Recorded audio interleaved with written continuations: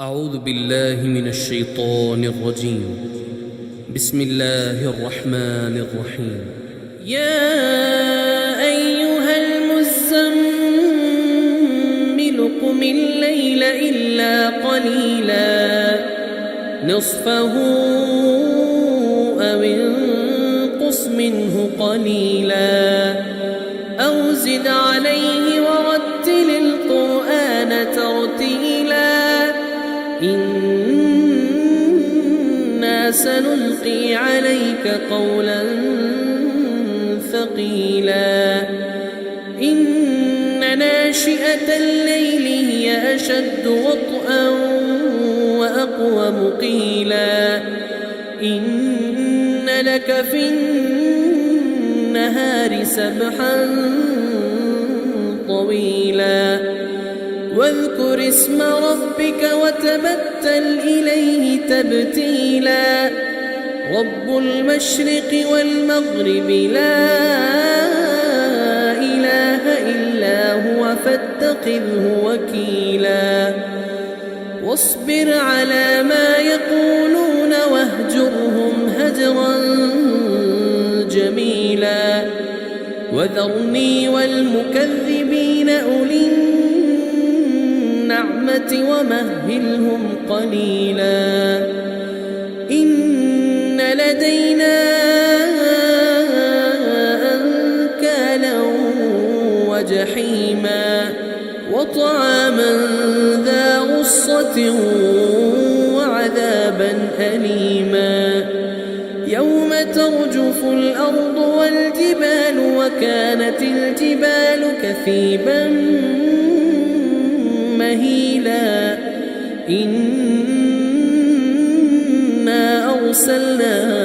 إليكم رسولا شاهدا عليكم كما أرسلنا إلى فرعون رسولا فعصى فرعون الرسول فأخذناه أخذا وبيلا فكيف تتقون إن كفرتم يوما يجعل الولدان شيبا السماء منفطر به كان وعده مفعولا إن هذه تذكرة فمن شاء اتخذ إلى ربه سبيلا إن ربك يعلم أنك تقوم أدنى من ثلثي الليل ونصفه وثلثه وطائفة من الذين معك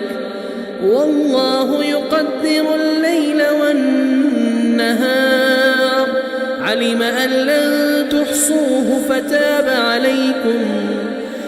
أن لن تحصوه فتاب عليكم فاقرؤوا ما تيسر من القرآن علم أن سيكون منكم مرضى وآخرون يضربون في الأرض يبتغون من فضل الله وآخرون يقاتلون في سبيل الله فاقرؤوا ما تيسر منه وأقيموا الصلاة وآتوا الزكاة وأقرضوا الله قرضا حسنا وما تقدموا لأنفسكم من خير تجدوه عند الله هو خيرا وأعظم أجرا واستغفروا الله